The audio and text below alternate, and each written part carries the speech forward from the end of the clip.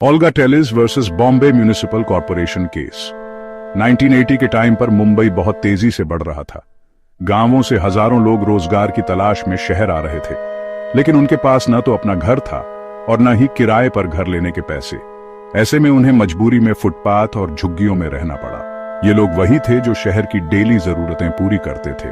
मजदूर, रिक्शा वाले, छोटे दुकानदार, घरों में काम करने वाली औरतें, ठेले पर सामान बेचने वाले लोग, मतलब ये लोग मुंबई की इकोनॉमी का बहुत इंपॉर्टेंट हिस्सा थे।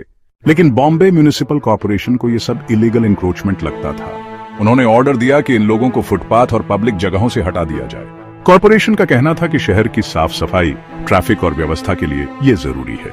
मगर इन गरीब परिवारों ने कहा कि अगर हमें यहाँ से निकाला गया तो हमारे पास न तो रहने की जगह होगी और न ही रोजी रोटी का कोई साधन बचेगा। आखिरकार ये लोग सुप्रीम कोर्ट पहुंच गए और कहा कि ये सिर्फ जमीन से हटाने का मामला नहीं है, बल्कि हमारे जीने का सवाल है। सुप्रीम कोर्ट ने इस केस को सीरियसली लिया।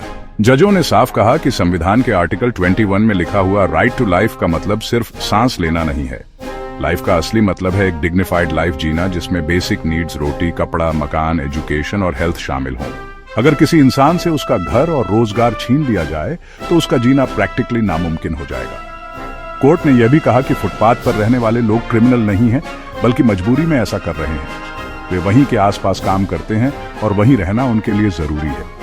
अगर उन्हें अचानक वहां से हटा दिया गया तो उनकी पूरी जिंदगी बर्बाद हो जाएगी और वे भूख से मरने की हालत में आ जाएंगे। इस वजह से कोर्ट ने साफ कहा कि रोजगार और लाइवलीहुड का हक भी राइट टू लाइफ के अंदर आता है।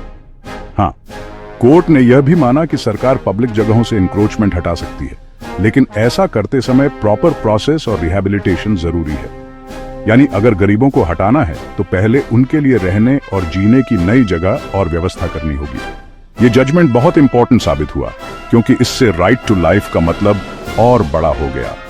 अब ये सिर्फ जीते रहने का हक नहीं रहा, बल्कि इसमें रिस्पेक्ट और लाइवलीहुड के साथ जीने का हक भी शामिल हो गया।